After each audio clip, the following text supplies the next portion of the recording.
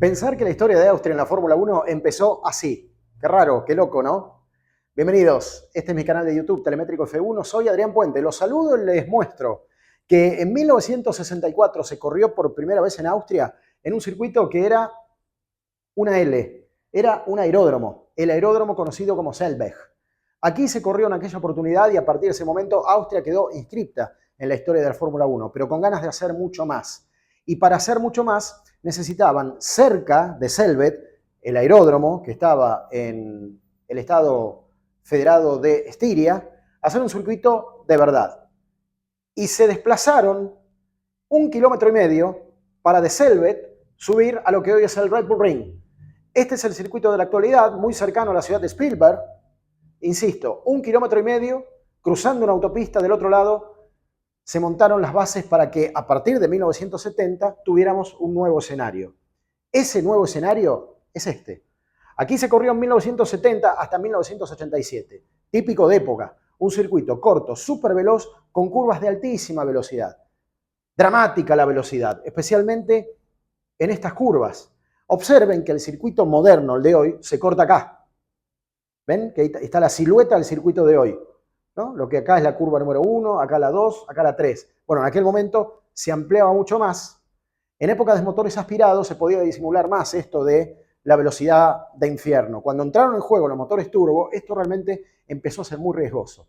Pero ya los riesgos existían antes de los motores turbo. Pregúntenle a Vittorio Brambilla. En el año 1975, este piloto italiano con un March ganaba la carrera en una lluvia torrencial. Se entusiasmó tanto que levantó las manos, abandonó el volante y se pegó contra una pared. Rompió el auto. Afortunadamente ya había cruzado la bandera a cuadros, pudo recuperar el dominio del auto y festejar lo que era, en definitiva, su única victoria en la Fórmula 1, en todas las veces que ha participado. Una de las cosas para tener en cuenta. 1982, ganó Elio De Angelis con un Lotus, a Keke Rosberg con un Williams. Todos los turbos de esa carrera habían abandonado. Y esta fue la última carrera que disfrutó Colin Chapman, porque en ese 1982 falleció el genial constructor de la escudería Lotus. Pero además observen cómo llegó Elio De Angelis en relación a Rosberg. A 0,12. A 0,12 de diferencia, prácticamente una foto finish. Era lo que demandaba para determinar quién había sido el ganador en aquella oportunidad. Esto sucedía en aquel famoso Austin Reinrich, de gran velocidad, de curvas muy amplias.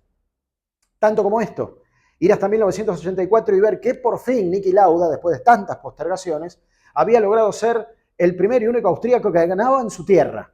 Y lo lograba con McLaren, después de haber competido con Alain Prost, después de haber tenido en aquel año 84 a otros pilotos de referencia. Esto le iba a permitir acelerar su obtención de título del mundo por medio punto en relación a Alain Prost en aquel 1984, pero la épica era ganar en este escenario. Había riesgos realmente notables en aquel circuito, algunos propios de la naturaleza. En 1987 se disputó por última vez una carrera en Österreich, pero se fue a lo grande. El día de entrenamientos del viernes, Stefan Johansson, que corría con un McLaren, se llevó puesto un ciervo. Lo levantó por el aire, no hace falta que yo les describa cómo terminó ese animal, pero fue el primer alerta de que este circuito no daba para más, que los motores turbo estaban demasiado pasados para lo que el estándar de seguridad de la época daba. Cualquier sorpresa que sucediera en el circuito era prácticamente imposible detener a estos autos. Por suerte la prueba se dio con un animal, a pesar del dolor que esto representaba, ya incluso en aquel lejano 1987. En esa misma carrera, el día que se largó, tuvieron que hacerse dos largadas, porque las dos fueron muy accidentadas. Martin Brundle, por ejemplo, hoy comentarista de televisión con un Saxpeed, Piercarlo Ginzani, Adrián Campos, los hombres de Minardi, aquí otra vez Stefan Johansson con el hombre de McLaren. Esto motivó una tercera largada después de haber tenido un incidente previo que hacía prácticamente imposible la realización de la carrera. Y muchos dijeron, hasta acá llegó Austin Reinrich. Hay que barajar y dar de nuevo. Austria estuvo alejado de la Fórmula 1 hasta 1997, que llegó el A1 Ring. Lo compró una compañía de telecomunicación, le puso ese nombre, recortó, como yo les mostré antes, ¿no? Entre la curva 1 y la 3, nominada Castrol y nominada Remus aquí, cortaron toda la parte que iba por afuera y que hacía los mayores riesgos Y esta podríamos decir que es la base de lo que conocemos hoy como el Red Bull Ring. De todas maneras, siempre siguió siendo corto y veloz y riesgoso. Hay que ir a 2002 para recordar lo que fue la salida de pista de Nick Heidfeld, piloto que corría con Sauber en ese momento, se lleva puesto, lo atraviesa por el medio al Jordan del japonés Takuma Sato. Los dos salieron ilesos. Parece increíble, pero esto sucedió a pesar de que Heidfeld lo partió al medio ante la mirada, por ejemplo, de pilotos como David Coulthard que no entendían lo que estaba pasando. Otro de los riesgos de época, con menos destrozos.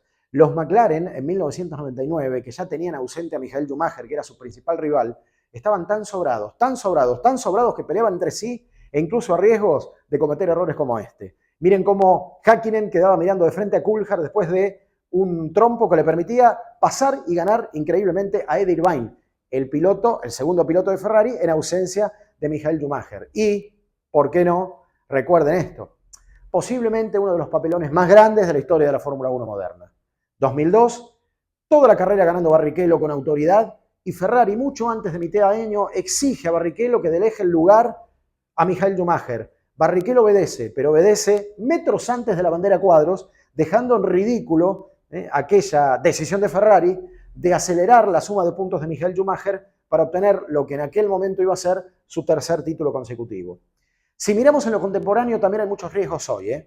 Si recordamos, sin ir más lejos, lo que sucedió el año pasado, Mercedes hoy tiembla con este circuito. Lo que fue la Q3 el año pasado para Lewis Hamilton en la curva número 7, se va a la leca, pero no lo pudo parar y rompió el auto contra la pared. Contrarreloj, tuvieron que rearmar un auto que después terminó peleando por el octavo lugar en la carrera en una persecución muy fuerte que tuvo con Mick Schumacher. Pero también con George Russell. George Russell se quedó parado en la curva número 10, entra, pierde completamente el auto, da un giro y se pega contra la pared cuando estaba por iniciar un último giro de clasificación en Q3. Rompió menos el auto, pero el equipo Mercedes tuvo que trabajar en simultáneo sobre los dos vehículos que estaban más o menos dañados según las circunstancias. Lo que nos dice al mismo tiempo que es un trazado, un escenario que a pesar de la mutación que ha tenido, no deja de conservar sus riesgos. Y este 2023 puede no ser la excepción a cómo vienen las cosas. Ha sido un placer y muchas gracias como siempre.